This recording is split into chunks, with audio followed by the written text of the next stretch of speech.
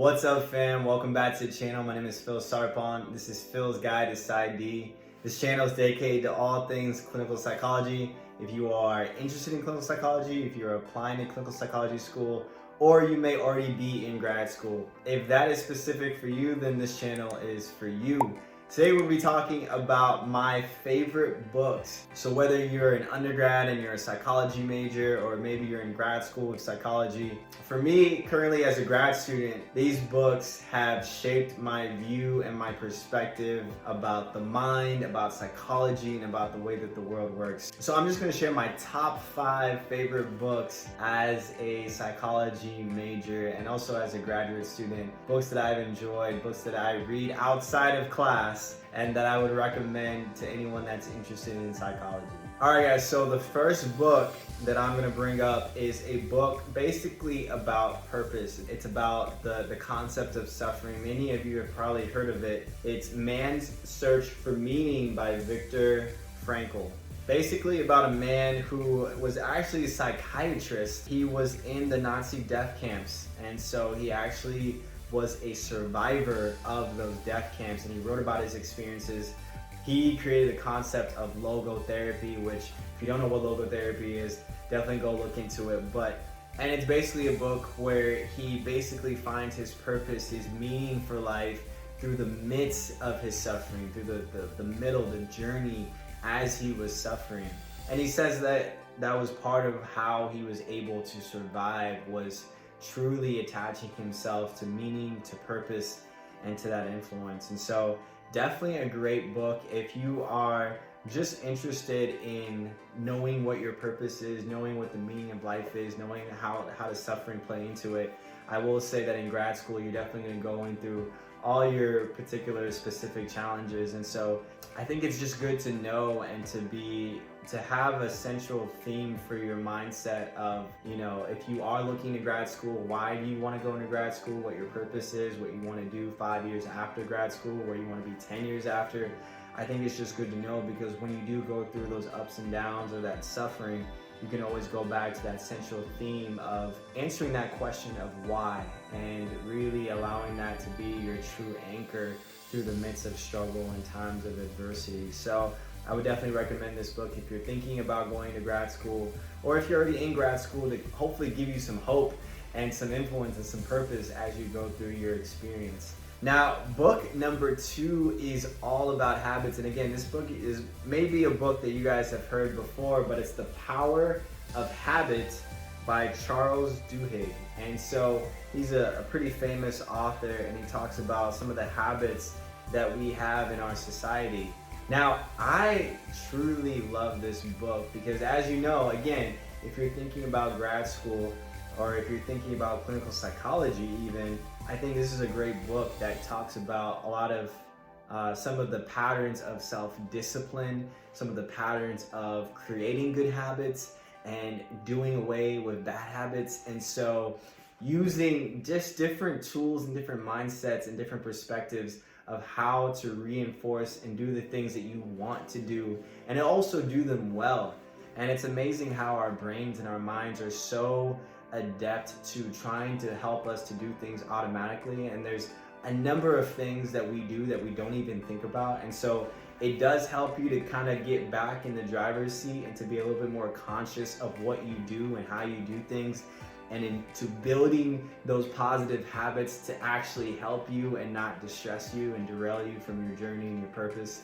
So I would definitely recommend this book if you're interested in learning about the power of habits and how influential they can be. Now, the next book, you guys are going to see a theme for this. The next book is called Influence: The Psychology of Persuasion by Robert Cialdini. I don't know if I said his name correctly, but he is a psychologist, PhD psychologist. And I love this book because it gives so much research and so much background. I mean, if you do go into grad school and you're into clinical psychology, this is basically a dissertation type book that he did, because there's so much research that he put into this, and it's actually really, really good. You know, psychology is an evidence-based research type of field, and so if you're into conducting research and doing research and going to grad school and doing your own research and stuff like that on your dissertation, this is a great book for that. He's basically talking a lot about how psychology is in the midst of almost every field. I mean, you can use psychology for medicine, you can use psychology for being a teacher, people use psychology in their everyday lives, and especially in the corporate job. And he talks about how the influence of psychology and how powerful that is. For example, with marketing and advertising and ads, right? Ads are making so much money, putting so much money into their advertisements because they're gaining a profit from it. I mean, people are buying things at an exponential level. If you were to look at the consumerism and the capitalism in America, it's pretty insane. And he kind of guides you through some of the backhand tricks that these marketing and these advertising agencies do to help basically pull people into spending money, to spending things that they don't really need, to accumulating a lot of wealth, to accumulating all these different things. And so he kind of goes behind that. It's kind of cool to see the psychology of that and how influence is such a big thing. I mean, influence, when you do become a psychologist, or if you do become a psychologist, you know, not to have influence necessarily over your clients and control them, but to have a certain influence where you can help them through what they're going through. I mean, people use influence in their everyday jobs, you know, whether you're a teacher, whether you're a doctor or you're a nurse. Obviously, you can use influence in a bad way. You can use influence to manipulate people and to do bad things, which is not good, but you can also use influence to do positive things. And what's great is that once you learn some of these hidden gems about influence, you can also stay away, or at least be aware of, for example, those marketing, those advertising agencies that try and market to you and try and get you to buy things that you don't need and that you shouldn't buy. So I definitely recommend this if you're just interested in psychology and how it can actually be applicable and practical in a number of different fields, not just psychology, but in a number of different professional fields. All right, guys, the next book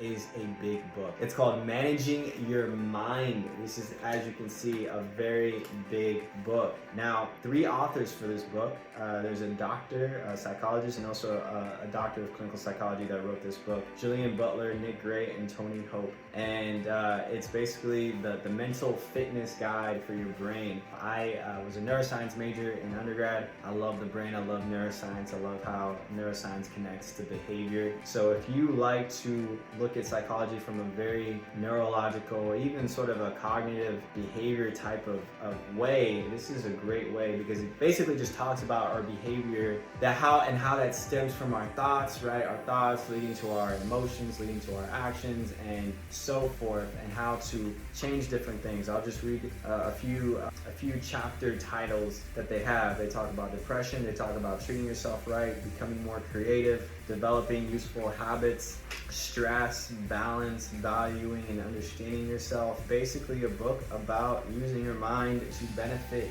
you. The last book, which is probably my favorite, and it's by an author who's also one of my favorites, The Gift of Therapy by Irvin Yalom, who is a psychiatrist. And what I'll say about this book is that if you're interested in counseling or social work or clinical psychology or any type of therapy type of career, I think this is a really, really good book. And it's a book that I actually read before going into grad school, and I absolutely loved it. You know, I've been involved in my own type of therapy. I've, seen examples of therapy, but it's one thing to watch it on video or hear someone else talk about it. It's a whole nother different type of experience to read about it. And what was cool was that I loved how he just gave practical guidelines for therapy. As a clinical psychology student, evidence-based therapy is what it's all about, and it's just great to see the cognitive effects. We know from the data that therapy works, that it is effective, but to see it on paper was really eye-opening for me. And I think it just reinforces that value and that hope of what therapy can do for people, what therapy can do for yourself, and and things like that. So if you're not in grad school and you're just trying to figure out if counseling or clinical psychology would be the right thing for you, definitely check out The Gift of Therapy by Irvin Yalom. So those are my top 5 favorite psychology books, guys. Put it down in the comment section below if one of these books was one of your favorites as well, or if you have any suggestions or recommendations for things that you've read or things that you'd like to read. I would definitely love to check that out. I'm always looking for new books to read and put in my catalog of psychology books. So if you guys like this video, definitely give it a thumbs up. But with that concludes the end of the video. I will see you guys in the next video. Take care.